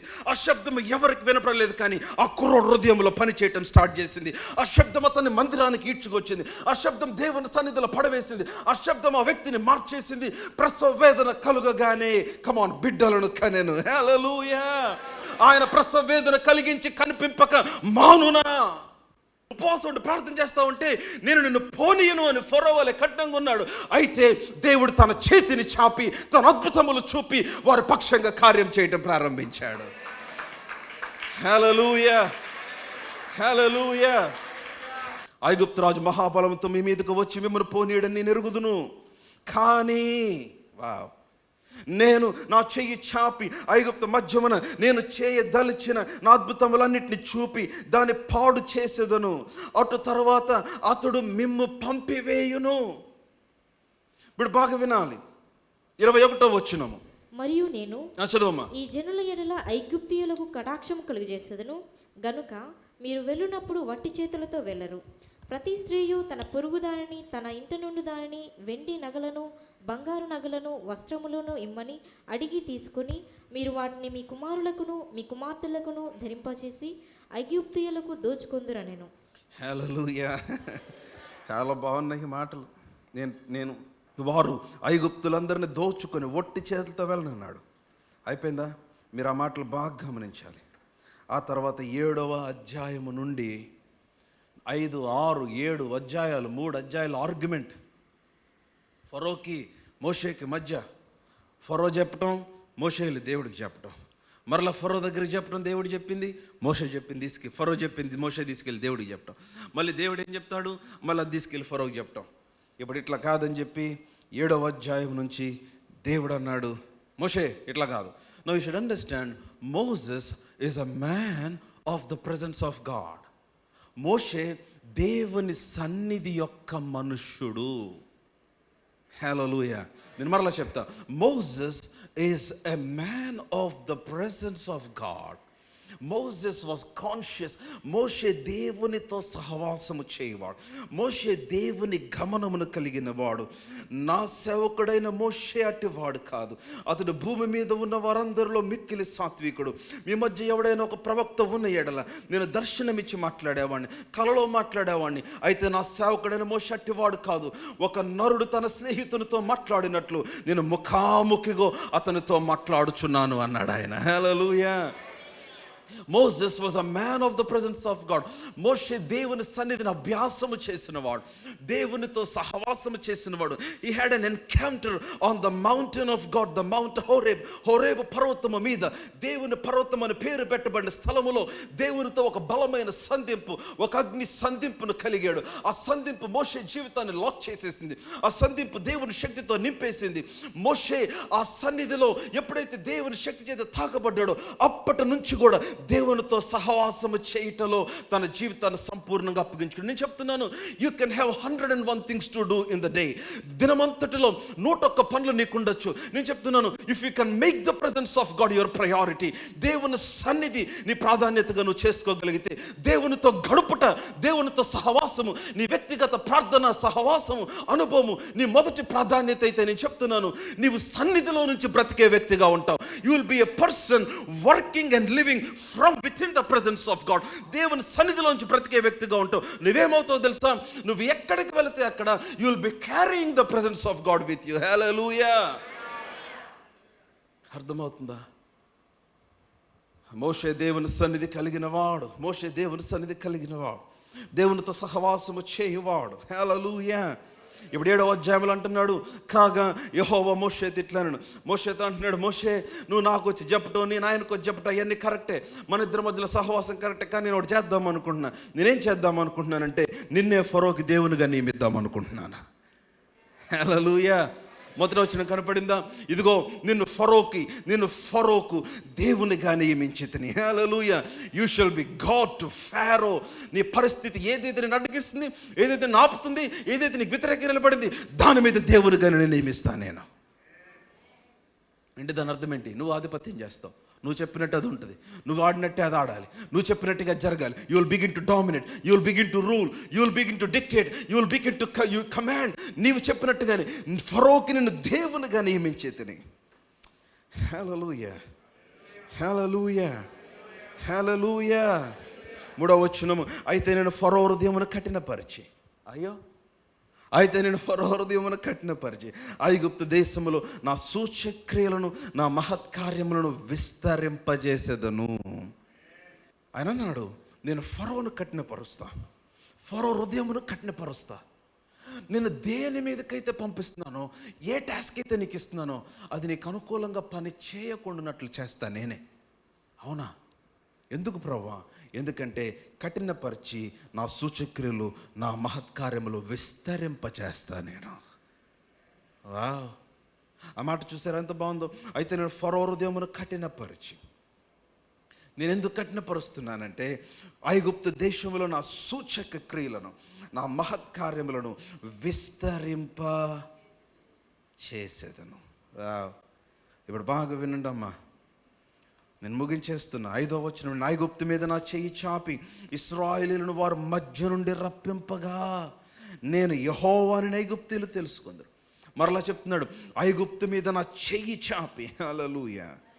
ఐగుప్తు మీద నా చెయ్యి చాపి. అవునా? ఇందాక మీరు ఏ అధ్యాయంలో చదివారా మాట? 3వ అధ్యాయంలో. 3వ అధ్యాయంలో ఏమన్నాడు? 20వ వచనంలో, నేను నా చెయ్యి చాపి ఐగుప్తు మధ్యమున, ఏమన్నాడు? నేను చేయదలిచిన నా అద్భుతములన్నిటిని చూపి అన్నాడు. హల్లెలూయా. 3వ అధ్యాయమేనమ్మా అది. 3వ అధ్యాయంలో ఏమన్నాడు? ఐగుప్తు మీద నా చెయ్యి చాపుతాను. ఇప్పుడు మరలా 7వ అధ్యాయంలో ఏమంటున్నాడు? 7వ అధ్యాయంలో మరలా 5వ వచనంలో ఏమన్నాడు? నేను ఐగుప్తు మీద నా చెయ్యి చాపి. హల్లెలూయా. అయితే ఇప్పుడు అదే 7వ అధ్యాయంలో మీకు తెలుసు, మొదట కర్ర పాము అవుతుంది, మరలా పాము కర్ర అవుతుంది, అవన్నీ చేస్తాడు. ఆ తర్వాత ఏటిని కొట్టమన్నాడు. 3వ అధ్యాయంలో ఆయన నా చెయ్యి చాపి వారి మధ్య అద్భుతాలు చేస్తా అన్నాడు. 7వ అధ్యాయంలో నా చెయ్యి చాపి అద్భుతాలు చేస్తా అన్నాడు.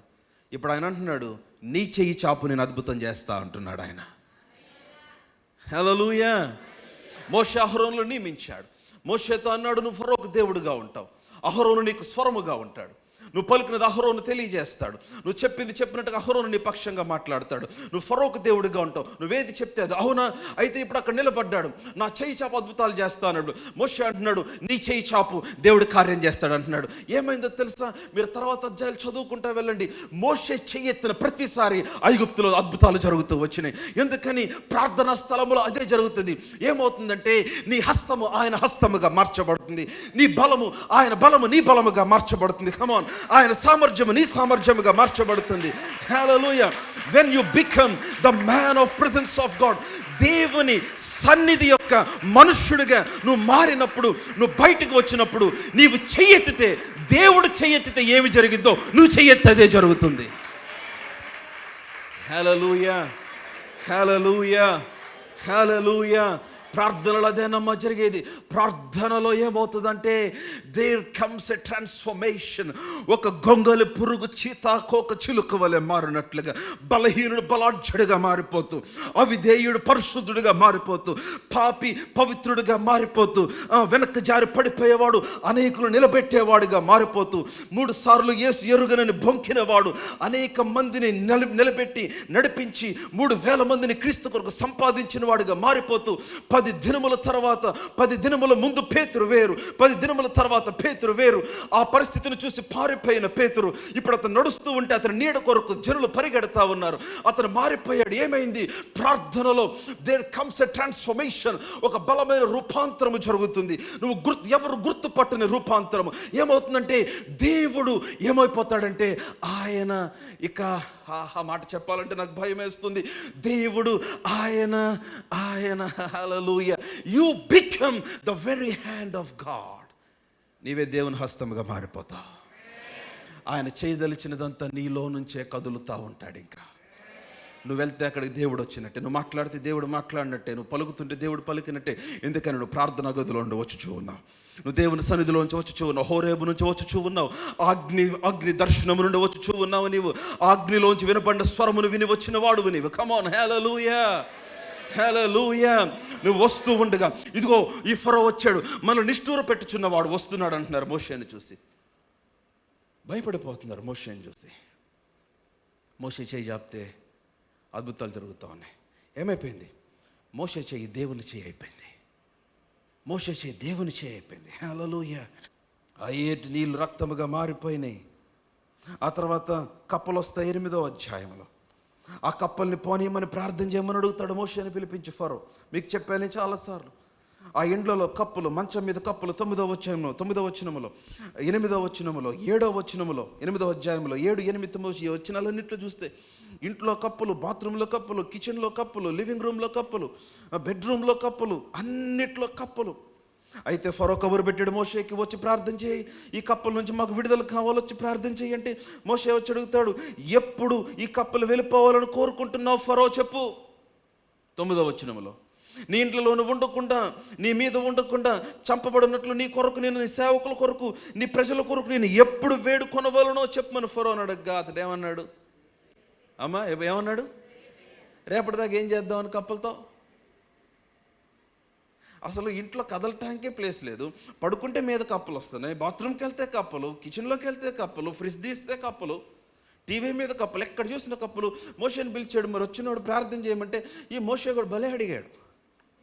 వెంటనే ప్రార్థన చేసేట్టుగా మోషే కాదు ఎప్పుడు నీకు ఎప్పుడు దాకా కావాలి కప్పులు చెప్పు నీకు. మోషే వెళ్ళాడు. అందుకు అతడు, మా దేవుడైన యెహోవా వంటి వారు ఎవరును లేరని నీవు తెలుసుకొనున్నట్లు.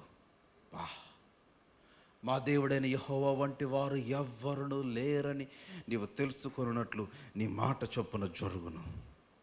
అనగా కప్పలు నీ యొద్ద నుండి, నీ ఇంట్లో నుండి, నీ సేవకుల యొద్ద నుండి, నీ ప్రజల యొద్ద నుండి తొలగిపోవును, అవి ఏటులోనే ఉండును నేను. ఇప్పుడు 12వ వచనం, మోషే అహరోనులు ఫరో యొద్ద నుండి బయలు వెళ్ళినప్పుడు యెహోవా ఫరో మీదికి రాజేసిన కప్పల విషయంలో మోషే అతని కొరకు మొరపెట్టగా నాకు ఆశ్చర్యం ఏంటంటే దేవుడు ఎవరి దగ్గరికి అయితే పంపించాడో మొట్టమొదటిగా ఆ వ్యక్తిని మోషేకి వ్యతిరేకంగా పనిచేసేటట్టు చేశాడు. అవునా? ఇప్పుడు మరలా మోషేనే అతని కొరకు ప్రార్థన చేసేటట్టు చేస్తున్నాడు. అసలు అది చాలా కష్టం తెలుసా? నీ మీద ఏడిసే వాళ్ళ కోసం ప్రార్థన చేయటం, నీకు వ్యతిరేకంగా పనిచేసే వాళ్ళ కొరకు సేవకుడి జాబ్ అంత ఈజీ కాదు. ఆమెన్. ఫరోనేమో మోషేని లెక్క చేయట్లేదు సరిగ్గా. మోషేకి వ్యతిరేకంగా ఉన్నాడు, కఠినంగా ఉన్నాడు. ఇప్పుడు మళ్ళీ మోషే ఎవరు ప్రార్థన చేయాలి? మోషేనే ప్రార్థన చేయాలి ఫరో కోసం. ఇప్పుడు మోషే మొరపెట్టగా, నాకు ఇష్టమైన మాట, మోషే అతని కొరకు మొరపెట్టగా యెహోవా, ఈ మాట అండర్లైన్ చేయాలి, యెహోవా మోషే మాట చొప్పున చేసెను. అబ్బా, ఎవరమ్మా ఎవరి మాట చొప్పున చేశారు చెప్పాలి. ఎవరి మాట చొప్పున చేశారు? యెహోవా మోషే మాట చొప్పున. దేవుడు అన్నాడు, మోషే సరే నువ్వు చెప్తున్నావు కదా చేసేస్తా. సీ ద కనెక్షన్, ఆ సహవాసం చూసారా? యెహోవా మోషే మాట చొప్పున. బా, అది అయిపోయింది. ఆ తర్వాత మోషేతో అన్నాడు దేవుడు, నీ కర్ర చాపి దేశపు ధూళిని కొట్టు, నీ కర్ర చాపు ధూళిని కొట్టు. అవన్నీ పేలవుతాయి, ఆ ధూళంతా పేలైపోతాయి. ఆ పేలు వారందరి మీదకి వచ్చేసినాయి. శకునగాండ్ర చూసి దైవశక్తి అన్నారు. నేను చెప్తున్నాను, నీ హస్తమును చాపినప్పుడు దేవుని శక్తి విడుదలవుతుంది. If you are a person of the presence of God, అది దేవుని శక్తి, దైవశక్తి విడుదల చేసేదిగా. 22వ వచనంలో చూస్తే ఆ పేలు ఐగుప్తులందరి మీద ఉన్నాయి, కానీ గోషేను దేశంలో అనగా ఇశ్రాయేలు ప్రాంతంలో రాలేదు ఆ పేలు. అరే సేమ్ ఆకాశం, సేమ్ ఆ దుమ్మంతా అంత ట్రావెల్ అవుతుంది కదా. ఆ ప్రాంతము పైన దుమ్మేమో పేలైనాయి, ఈ ప్రాంతం మీదకి పేలు రాలా. ఎంత గొప్ప అద్భుతం! నా ప్రజలను వారి నుంచి ప్రత్యేకపరుస్తానన్నాడు. ఆ తర్వాత ఈగల గుంపు, నేను ఊరికే ముందుకెళ్ళిపోతున్నాను. ఆ తర్వాత వాళ్ళ ప్రతి అద్భుతం చేయటం. ఆ తర్వాత ఫరో హృదయం కఠినమైపోవటం. ఈగలు గుంపు వచ్చింది. ఆ ఈగలు గుంపు వచ్చేసరికి ఇప్పుడు కొంచెం అంటున్నాడు, ఇప్పుడు నేను మిమ్మల్ని పంపించేసేస్తాను. 27వ వచనం, మిమ్మల్ని పంపించేస్తా, అరణ్యములో 3 దినాల ప్రయాణం అంత వెళ్తా అన్నారు కదా, పంపించేస్తా. 28వ వచనం అంటున్నాడు, మీరు అరణ్యములో మీ దేవుడిని యెహోవాకు బలర్పించడం మిమ్మల్ని పోనిచ్చేదని, కానీ దూరం వెళ్ళొద్దు మీరు. సాతాను అంతే అట్లా చెప్తాడు, వెళ్ళు చర్చికి వెళ్ళు, కానీ మరి నాకు దూరం అవ్వబాకు, సాయంత్రంకి వచ్చే ఒక సర్వీస్ అక్కడ, సెకండ్ సర్వీస్ మనం, మరి దూరం వెళ్ళొద్దు. ఫరో అంటున్నాడు, మీరు వెళ్ళండి పంపిస్తా. మరి దూరం ఉందా? బైబిల్లో ఉంది, నా మాట కాదు. 28వ, మరి దూరం పోవద్దు అని ఏమన్నాడు తెలుసా?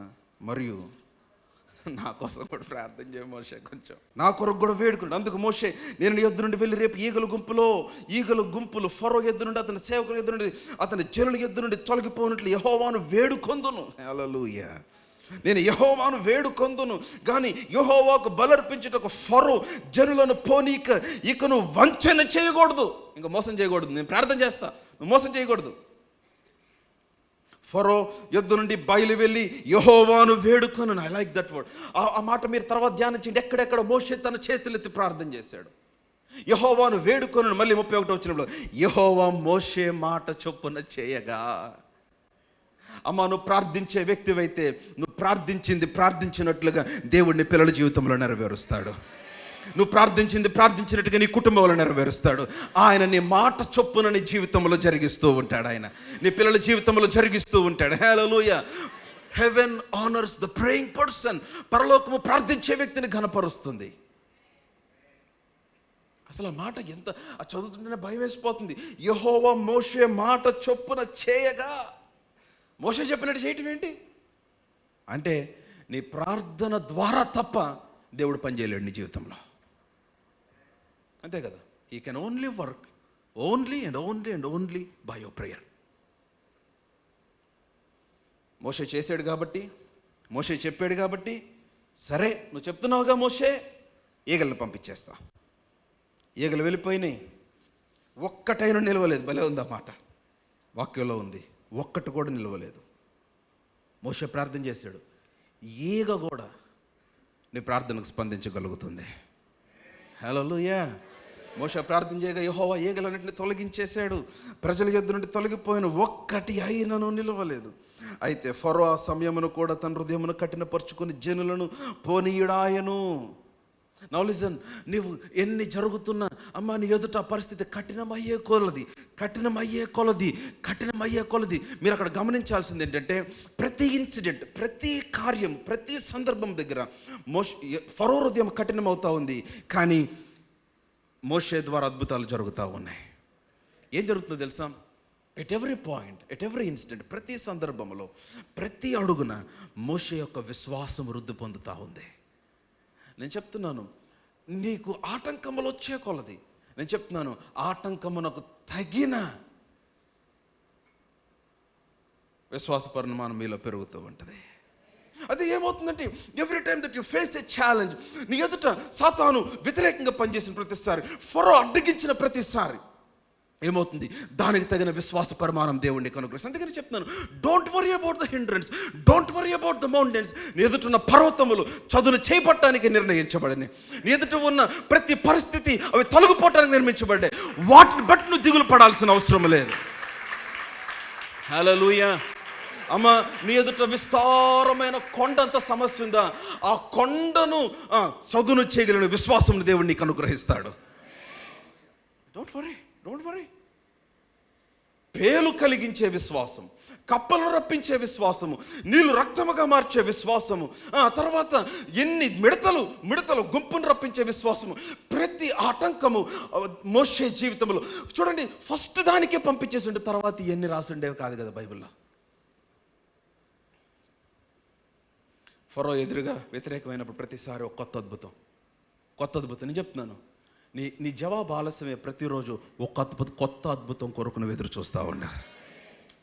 దేవుడు కాంపెన్సేట్ చేస్తాడు తెలుసా? He's God of compensation.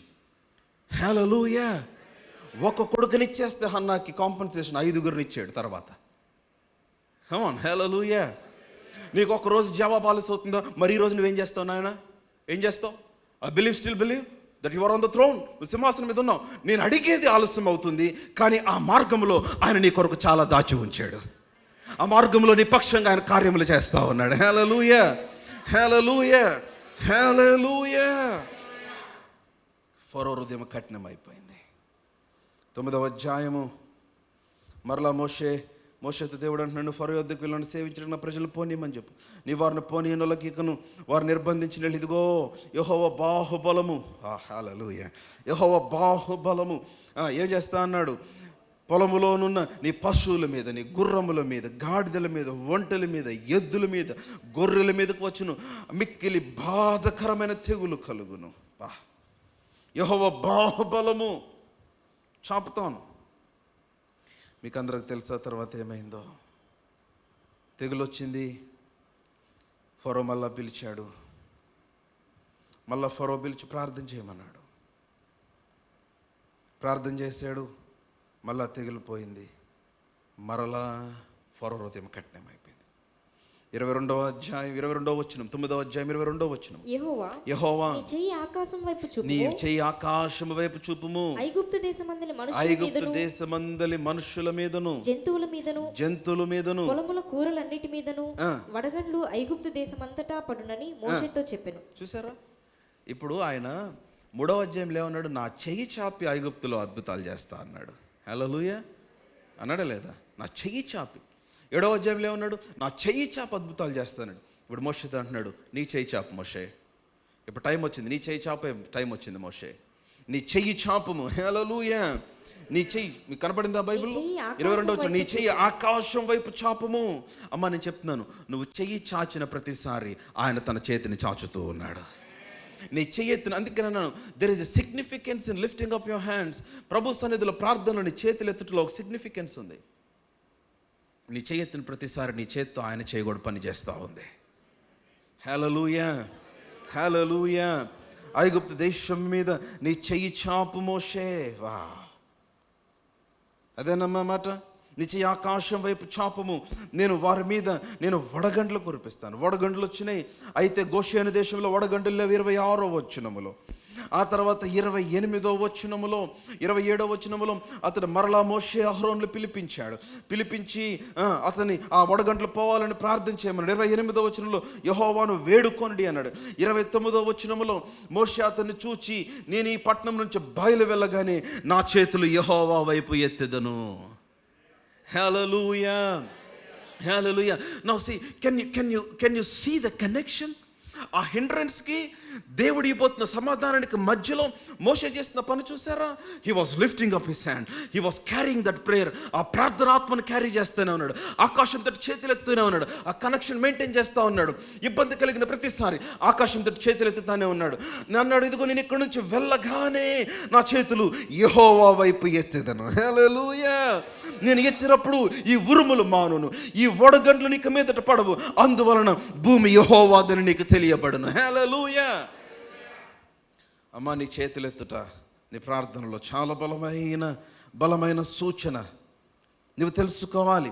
33వ వచనం, మోషే ఫరోను విడిచి ఆ పట్టణము నుండి బయలు వెళ్ళి యెహోవా వైపు తన చేతులెత్తినప్పుడు ఆ ఉరుములు వడగండ్లు నిలిచిపోయిను, వర్షము భూమి మీద కురియుట మానెను. The moment he lifted his hands, నేను చెప్తున్నాను, ఎప్పుడైతే తన చేతులు ఎత్తాడో దేవుడు తన చేతులు ఎత్తగానే పని చేయటం ప్రారంభించాడు. ఆ తర్వాత 10వ అధ్యాయంలో మరలా ఇంకొక సూచక్రియ చేశాడు ఆయన. మరలా ఫరో ఆ వడగండ్ల దెబ్బ తప్పించుకున్నాడు, కానీ మరలా అతని హృదయం కఠినమైపోయింది. అప్పుడు యెహోవా మోషేతో అన్నాడు, మిడతలు వచ్చినట్లు ఐగుప్తు దేశం మీద నీ చేయి చాపు మోషే. అసలు నన్ను బాగా పట్టుకున్న మాట ఏంటంటే, నా చేయి చాపి ఐగుప్తులు అద్భుతాలు చేస్తా అన్న ఆయన, నా చేయి చాపి అద్భుతాలు చేసి నా చేయి చాపి వారిని మధ్య నేను మహత్కార్యాలు చేసి బయటికి తీసుకొస్తా అన్న ఆయన. ఇప్పుడు అదంతా ఆపేసి నీ చేయి చాపు మోషే, నీ చేయి చాపు. అదేంటి ప్రభా నీ చెయ్యి అన్న, నీది నాది ఒకటేలే చాపు. నీ చేయి చాపితే నేను కూడా నా చేయి చాపినట్టు, నీ చేయి చాపితే నేను కార్యం చేస్తూ ఉంటాను. కమ్మా, నువ్వు చేయి చాపు, నేను కార్యం చేస్తూ ఉంటాను. హలో, నువ్వు ప్రార్థన చేయి, నేను కార్యం చేస్తూ ఉంటాను. నువ్వు ప్రార్థన చేయని నీ కొరకు నేను తీసుకొని వస్తాను. నువ్వు ప్రార్థన చేయి, నేను సమకూరుస్తాను. నువ్వు ప్రార్థన చేయి, నేను ద్వారాలు తెరుస్తాను. నువ్వు మోకరించి నేను చూసుకుంటాను. నువ్వు నీ గదిలో మోకరించు, దానికి సంబంధించిన నేను సమస్తం సమకూరుస్తూ ఉంటాను. ఆయన వాక్కు పలిగాను, ఆయన ఆత్మ వాటిని పోగు చేయించింది. హల్లెలూయా, హల్లెలూయా. ఆయన వాక్కు విడుదలవగానే ఆత్మ వెళ్ళి ఆ వాటన్నిటిని పోగు చేస్తూ ఉంది నీ కొరకు. హల్లెలూయా, హల్లెలూయా. నీ గదిలో నీకు అర్థం కాదు, ఏమి జరగనట్టుగా అనిపించవచ్చు. నీ చేతులెత్తి బరువెక్కుతున్నాయా, చేతులెత్తి ప్రార్థన చేస్తూ ఉండు. నీవు చేతులెత్తగా ఆయన తన కార్యమును జరిగిస్తూ ఉన్నాడు. నీ చెయ్యెత్తుట ఆయన చేతిని కదిలిస్తుంది. The lifting of your hands is activating the hand of God. దేవుని హస్తము నిపక్షంగా పనిచేయనట్లు కార్యము చేస్తూ ఉంది. హల్లెలూయా, హల్లెలూయా. ఏమైంది? అతను చేయెత్తగానే అబ్బా, మరలా అక్కడ మిడతల దండు వచ్చింది. అద్భుతములు ఒకదాని తర్వాత ఒకటి అద్భుతములు జరుగుతూ ఉన్నాయి. ఇంకా తర్వాత చెప్పుకుంటూ వెళ్తే చాలా ఉన్నాయి. ఆ తర్వాత మళ్ళా ఫరో అన్నాడు, ఈసారి పంపించేస్తా మిమ్మల్ని. అయితే ఎవరెవరు వెళ్తారన్నాడు. మళ్ళీ నీకు సంబంధించింది ఏది కూడా వాడి దగ్గర వదిలిపెట్టకూడదు నీవు. మోషే ఏమన్నాడు తెలుసా? ఫస్ట్ ఏమో దూరం వెళ్ళొద్దు అన్నాడా ఫరో అన్నాడా? తర్వాత ఏమన్నాడు? మీ పిల్లల్ని తీసుకెళ్ళొద్దు అన్నాడా? తర్వాత అన్నాడు, సరే మీ పిల్లల్ని తీసుకెళ్ళండి, మీ మందలు ఇక్కడ ఉంచేయండి.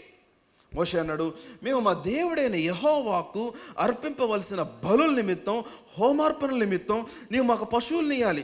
మా పశువులు మాతో కూడా రావాలను, ఒక డెక్కైనను విడిచిపెట్టం మేము అన్నాడు. హల్లెలూయా, కమ్ ఆన్, హల్లెలూయా. ఒక డెక్క దేవుడిని విడిపించినప్పుడు సంపూర్ణంగా విడిపిస్తాడు నిన్ను. హల్లెలూయా. ఆ రాత్రి ఆ 16 మంది సైనికుల మధ్య పేతురు నిద్రపోతూ ఉంటే ఆ దేవదూత వారి మధ్యలో నిలబడి పేతురును లేపి బయట తీసుకెళ్ళేటప్పుడు చెప్పాడు, వస్త్రం వేసుకో, చెప్పులు వేసుకో, కర్ర తీసుకో, బెల్ట్ పెట్టుకో. ఎందుకంటే ఆ నిద్రలో పేతురు ఏం వదిలేసి వస్తాడో తెలియదు. అన్నీ అసలు విడిపించడం కావాలా, అన్నీ తీసుకురావటం కావాలా, ముందు అక్కడి నుంచి బయటికి రావటం కావాలా, తనకు సంబంధించినవి అక్కడ వదిలిపెట్టకుండా ఉండటం కావాలా. బయటికి రావటం ఎంత ముఖ్యమో నీకు సంబంధించినవి అక్కడ ఉండకుండడం కూడా అంతే ముఖ్యము. ఆయన్ని విడిపిస్తే he will give complete redemption. ఆయన సంపూర్ణమైన విమోచన అనుగ్రహిస్తాడు నీకు. హల్లెలూయా. ఆయన కార్యం చేస్తే సంపూర్ణంగా కార్యం చేస్తాడు. ఆయన స్వస్థపరిస్తే సంపూర్ణంగా స్వస్థపరుస్తాడు. హల్లెలూయా. కొన్నిసార్లు వెంటనే రాకపోవచ్చు. Sometimes the work of God happens instantly and sometimes it happens incrementally. అంచెలంచెలుగా జరుగుతుంది, కొన్నిసార్లు తక్షణమే జరిగింది, కానీ సంపూర్ణంగా చేయు దేవుడు ఆయన. హల్లెలూయా. ఈ సత్క్రియను ఆరంభించేవాడు దాన్ని కొనసాగించి ముగించిన ఒక సమర్థుడై ఉన్నాడు. అందుకని అన్నాడు, పేతురును బయటికి రావాలి, అన్ని తీసుకొని రావాలి, చెప్పులు, నీ బెల్ట్, నీ కర్ర, అన్ని తీసుకొని అన్ని ఒక్కొక్కటి తీసుకుంటున్నాడు, అన్ని తీసుకొని బయటకు వచ్చాడు. ఆ ఇనుప గవని తెరుచుకొని బయటకు వచ్చింది. అన్ని నువ్వు ఏది ఒక్కటి కూడా నథింగ్ మిస్సింగ్, నథింగ్ బ్రోకన్, అదే షాలోం. ఏది విడిచిపెట్టకుండా, ఏది విరిగిపోకుండా, నీ పిల్లలు విడిచిపెట్టబడరు, నీ ఆస్తి విడిచిపెట్టబడదు, నీకు నష్టం కలుగకుండా, నీకు కలిగింది ఏది పోకుండా, నీ సమస్తం, నీ కారు, నీ సైకిల్, నీ బండి, నీకు సంబంధించినవన్నీ నీతో పాటు విమోచింపబడినవి క్రీస్తు రక్తములో. హల్లెలూయా. మోషేనుడు ఒక డెక్క కూడా వదిలిపెట్టాం మేము. సాతానా, నాకు సంబంధించింది ఏది నీ దగ్గర ఉండటానికి వీల్లేదు, కాబట్టి మేము వెళ్ళిపోయాం. అప్పుడు 3వ వచనం చూద్దామా? 11వ వచనం, 11వ అధ్యాయం 3వ వచనం. యెహోవా ప్రజల ఎడల ఐగుప్తీయులకు కటాక్షము కలుగచేసిన. హల్లెలూయా. అది కాక ఐగుప్తు దేశములో మోషే అను మనుష్యుడు ఫరో సేవకుల దృష్టికి ప్రజల దృష్టికి మిక్కిలి గొప్పవాడాయన. ఎవరైతే నిన్ను అడ్డగిస్తున్నారో వారి దృష్టిలోని దేవుడు నిన్ను గొప్పవానిగా చేస్తాడు. హల్లెలూయా, హల్లెలూయా. ఫరో ఇప్పుడు దాకా నేను అసహించుకుని వెళ్ళన్నారు కదా, వీడు మన లిస్టూరు పెడుతున్నాడు అన్నారు వాళ్ళు మోషేని పట్టుకొని. దేవుడు వారి దృష్టిలో మిక్కిలి గొప్పవాడుగా, ఫరో దృష్టిలో, ఫరో సేవకుల దృష్టికి, ప్రజల దృష్టికి మిక్కిలి గొప్పవాడు ఆయన. హల్లెలూయా. అప్పుడు యెహోవా ఐగుప్తు దేశంలో నా మహత్కార్యములు విస్తారమగునట్లు ఫరో మీ మాట వినడు అని మోషేతో చెప్పాడు. చూసారంత విచిత్రం? నా మహత్కార్యములు విస్తారమగునట్లు, ఏమన్నది మీ బైబిల్లో?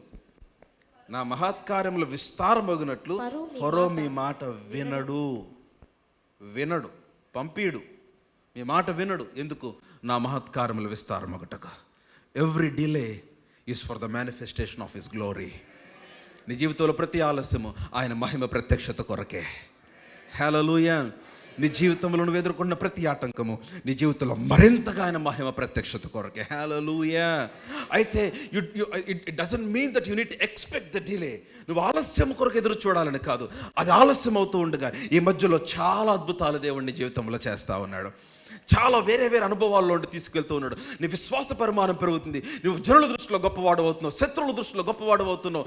నీవు వారికి దేవుడిగా చేయబడుతున్నావు. నీ చెయ్యి ఆయన చెయ్యిగా మారిపోయింది, నీ సామర్థ్యం ఆయన సామర్థ్యం మారిపోయింది. ఇప్పుడు నువ్వు ఎక్కడ నిలబడితే అక్కడ దేవుడు నిలబడి పని చేసినట్లుగా అయిపోతా ఉంది. All this began at the mount Horeb. ఇవన్నీ హోరేబ్ పర్వతం మీద ప్రారంభమైనాయి. దేవుని పర్వతం, ఆ అగ్ని సంధింపు, ఆ సహవాసంలో నుంచి, ఆ మండుచున్న పదులో నుంచి వినబడుతున్న స్వరములో నుంచి, ఆగ్ని అభిషేకంలో నుంచి ప్రారంభం అవ్వగా, మోషే దేవుని సన్నిధి యొక్క మనుష్యుడిగా మారిపోగా, నేను చెప్తున్నాను, నీ ఎదుట ఉన్న ప్రతి ఆటంకం, అది ఎంత పెద్ద ఆటంకమైనా నేను చెప్తున్నాను, ధైర్యంగా ఉండు. దేవుడిని పక్షంగా ఉన్నాడు. ఆయన తన చేతిని నీ కొరకు చాపి తన అద్భుతములను నీకు చూపి ఆ పరిస్థితి నుంచి నీకు విడుదలను కలుగజేస్తాడు. నీ పని ఏంటంటే ఆకాశము తట్టు చేతులెత్తి ఆయన ఎదుట నువ్వు ప్రార్థన చేయటమే. నువ్వు ప్రార్థన చేస్తూ ఉండగా నీ శబ్దము అది యెహోవా ధ్వనిగా మార్చబడుతుంది. నీ శబ్దము పరలోకము నుంచి వచ్చే ధ్వనిగా మార్చబడుతుంది. నువ్వు దేని కొరకైతే ప్రార్థిస్తున్నావో అది నీ జీవితంలో నీ కొరకు విడుదల చేయబడుతుంది.